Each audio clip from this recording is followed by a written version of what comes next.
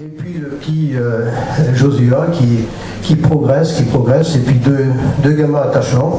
Donc effectivement, j'aimerais bien qu'on puisse un jour retrouver des jeunes avec ce tempérament, cette affection, et puis c'est des gamins super bien.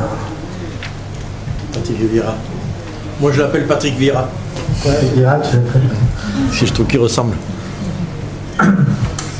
Il y aura donc prochainement, dès cette année, un jeune du Sporting qui va signer à la SS, c'est le petit Achani. Ouais. Donc on en reparlera tout à l'heure. J'aimerais savoir, est-ce qu'on peut espérer, dans le cadre de cette convention, je sais que c'est difficile pour toi, un match amical Sporting à SS dans la saison à vos rencontres? Je ne promets pas parce que moi quand je promets, c'est sûr. Le problème c'est que je ne maîtrise pas l'organisation des matchs amicaux parce que encore 2 ans, nous avons un contrat avec un agent, Claude le sait, voilà. Donc il nous organise tous les matchs amicaux. En contrepartie, il nous paye tous les stages des pros. Donc je vais insister pour qu'il y ait quelque chose ici, je vous le dis. Je ne vous promets pas, mais je vais insister. Et si ce n'est pas cette année, eh bien ça sera, quand je renouvellerai le contrat, j'imposerai qu'il y ait un match amical ici avec plaisir. En plus, bord de la mer, ils veulent tous venir, les joueurs.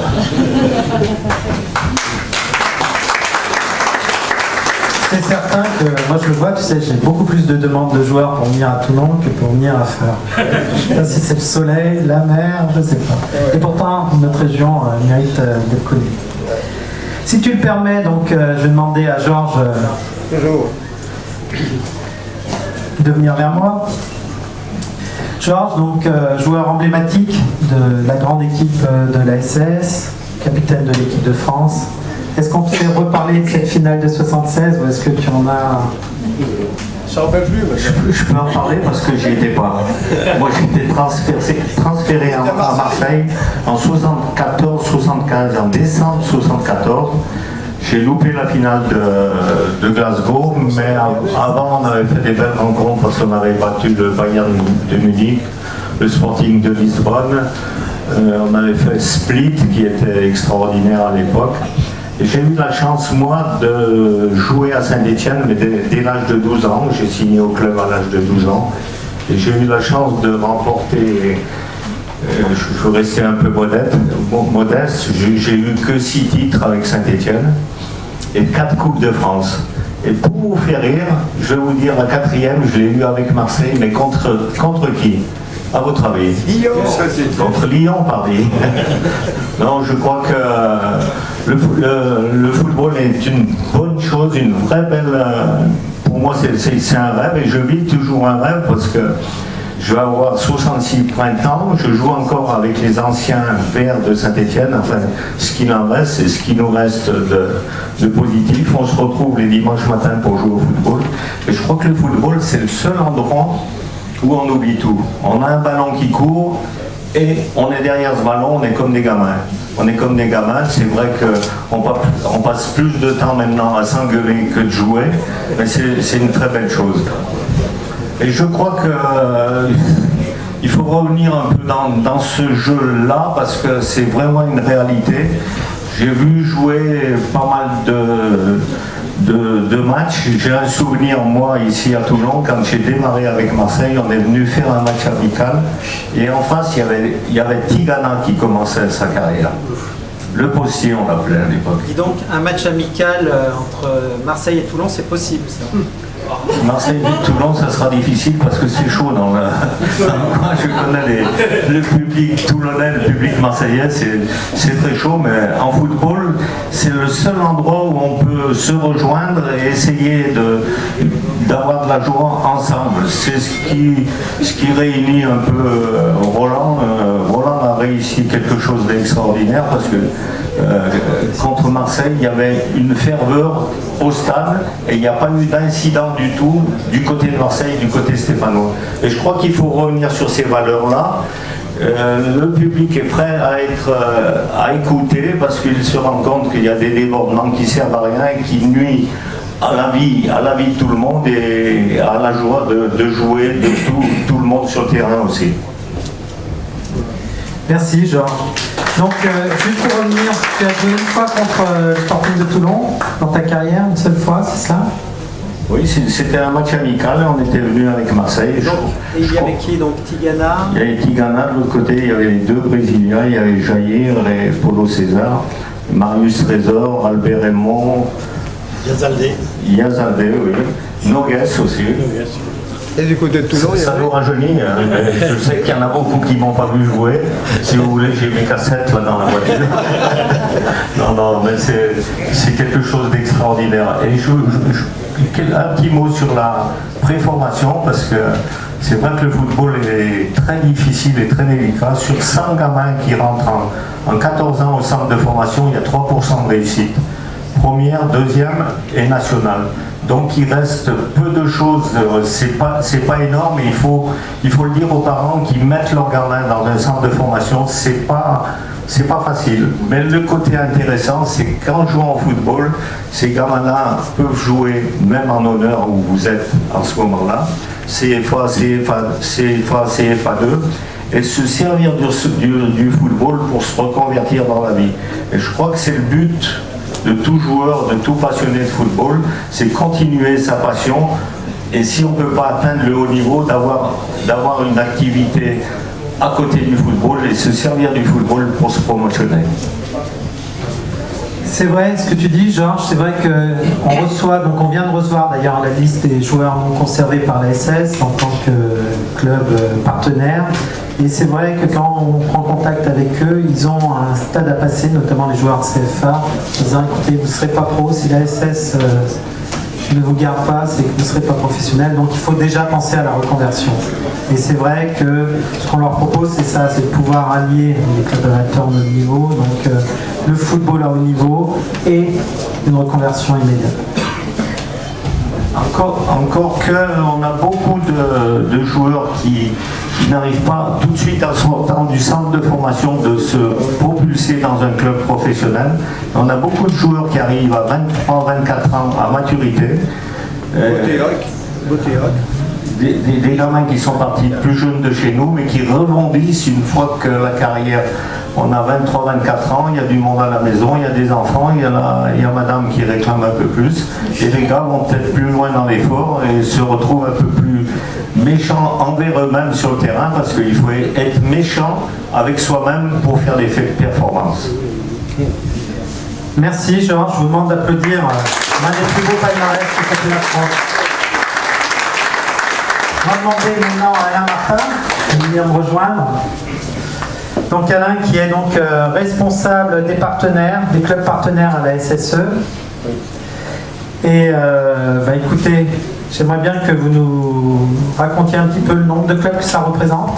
Donc les partenaires, il y a deux types de partenaires, deux types de conventions. Voilà, il y a des conventions. Donc je vous laisse expliquer ça. En fonction des étoiles qu'on met. Voilà. Bonsoir à tous, et d'abord avec beaucoup de plaisir et d'amitié que j'ai accompagné donc Roland Robélier et Georges Beretta. Je vais vous parler 2 secondes aussi de Georges Beretta, parce qu'on peut dire que le football mène à tout, hein, parce que Roland a dit un petit peu mes fonctions tout à l'heure, tu viens de les redire, président aussi maintenant, mais il y a à peu près 45 ans que je suis la SS, tout en ayant joué à un niveau division d'honneur comme vous, mais je voudrais simplement dire à toi, président, que la division d'honneur dans la Ligue Méditerranée, c'est quand même pour moi la CFA dans certaines régions de France. Et je crois qu'aujourd'hui, donc mon rôle est d'être aussi un partenaire avec les clubs partenaires qui sont à Annonay, comme Valence qui remonte en CFA2.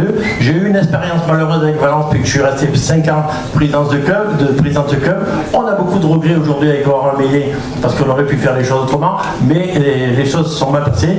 Mais ce club est remonté, il joue en CFA. C'est pour ça qu'on vous souhaite tout ça aussi, parce que Valence a eu des gros problèmes à un moment donné. On est reparti en promotion d'honneur. Vous étiez champion de France en national. Et on a été champion de France en national, on a été rétrogradé avec une équipe de chômeurs complète. C'était que des chômeurs et on a récupéré ces gens-là qui avaient un goût manifeste. C'est ce qu'a dit Georges Beretta tout à l'heure. Il faut avoir ce goût-là, cette niaque, cette force pour pouvoir arriver à faire. Je sais que le club, vous avez eu certains problèmes, mais vous êtes en train de remonter, vous allez le faire. Et Toulon est une ville de foot. Si on repartait, moi je ne veux pas refaire le monde de Toulon, mais j'ai suivi, je me rappelle à une époque, il y avait deux joueurs qui s'appelaient Blanc, qui jouaient à Toulon. Il y a eu le gardien qui s'appelait Zingaro, si je me rappelle bien. Est-ce qu'il est là, non? Donc, parce que je suis toutes les formations d'équipe, voilà. Et de ce côté-là aussi, dans le partenariat avec Rhône Vallée. Rhône Vallée qui est un club division d'honneur, où j'ai joué donc, pendant quelques années. Et je pense qu'il faut être satisfait de ce que vous faites. Je sais que tu es hyper motivé, tu te racontes de temps en temps au match avec Saint-Étienne. Et je crois que vous devez être aussi fier de pouvoir faire un partenariat avec ce club. Parce que ce club, c'est un club mythique. Le presse, il n'ose pas le dire. Mais moi, je fais à peu près... Maintenant, Georges, il ne se déplace pas trop souvent parce qu'il dit je me suis assez déplacé et j'ai pas le temps d'attendre entre le match, le midi et tout ça. Mais je crois qu'aussi, de partout où on passe, je vais vous donner un exemple. Quand on a pris l'avion à Caen il y a 3 semaines, on ne pouvait presque pas rentrer dans l'aéroport tellement il y avait du monde habillé en vert et tout ça. Et je crois que vous allez être... pour ma part, fier d'être un partenaire avec Saint-Étienne. Je connais aussi le nombre de joueurs, le nombre de jeunes joueurs qui passent dans la région et pas tous signés à Marseille, les gars. Et donc il faut... et puis, c'est bien, oui, j'ai pas tout à fait le même accent que mes amis, mais c'est bien d'avoir des gens qui ont cet accent-là, qui arrivent à Saint-Étienne. Ça nous fait un peu de soleil l'hiver à Saint-Étienne. Voilà, je ne vais pas vous raconter ma vie, mais on pourrait parler longtemps. Mais encore une fois, le football, c'est quelque chose, jouer le plus longtemps possible et même si vous n'arrivez pas au niveau, vous avez la passion. Georges vous l'a dit tout à l'heure, il s'entraîne toutes les semaines avec les anciens, il s'engueule aussi, mais on est sur un terrain de foot. Merci Alain. Alors Alain, donc tu parlais de l'accent toulonnais. Je peux te dire que quand Hervé Parisot est arrivé ici, il ne le comprenait pas, parce que l'accent à Saint-Étienne, c'est quelque chose. Donc justement, Hervé, s'il veut bien venir me rejoindre.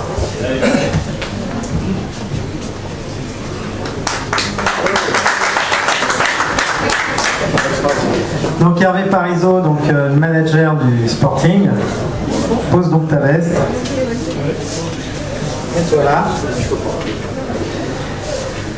Alors Hervé, parle-nous de notre projet sportif, ce jeu à la toulonnaise qu'on veut mettre en place. Tu en es où? Ça va. Déjà bonsoir tout le monde. Ça va être difficile, hein, parce que les Varois, ils ont pas bien, ils ont un peu les pieds carrés, certains. Donc il va falloir remettre de l'ordre. Non, je pense qu'on va y arriver. On travaille dessus avec Marc Zanotti. On est en train de préparer toutes les catégories. Et on va essayer de mettre ça en place dès la saison 2012-2013. Voilà. Cette convention avec la SSE, elle te tenait à cœur parce que qu'est-ce que tu m'as cassé les pieds avec ça? Hallucinant. Donc toi, le petit Stéphanois du quartier du Soleil, c'est ça? Tout à fait. Alors raconte-nous ce que ça représente pour toi cette convention avec la SSE. C'est vrai que ça me tenait à cœur, surtout par rapport à Roland et à Georges, parce que j'ai eu Georges comme entraîneur. Et en étant du quartier du Soleil, donc je voulais à tout prix qu'on signe avec la Saint-Étienne. Donc j'ai fait le forcing envers toi, Claude, pour qu'on puisse signer avec eux. Voilà. Je te remercie de ce forcing. Alors la saison 2011-2012, donc, a permis de consolider nos positions, mais pas de monter. Un petit résumé rapide, sans t'énerver. Ça va m'énerver, ça va être dur. Parce qu'au départ, on avait dit qu'on voulait maintenir avec M. Alfano, qu'on voulait maintenir le groupe et tout pour préparer l'année prochaine. Et puis j'ai vu qu'il y avait une opportunité pour qu'on puisse monter. Les joueurs ont joué le jeu à 100%. On a fait 10 matchs sans défaite. Et puis depuis la trêve, il y a eu un coup derrière la nuque. Et on n'est pas arrivé à maintenir le même rythme. Et aujourd'hui, je pense que je ne suis pas le seul déçu, mais je suis le premier à être déçu. Ouais. Tout à fait. Alors la saison 2012-2013, du coup, il n'y a pas le choix. Ça doit être le début de la remontée, donc en jeune comme en senior. Donc en jeune, ça a commencé, hein, puisque nos U19 montent en honneur.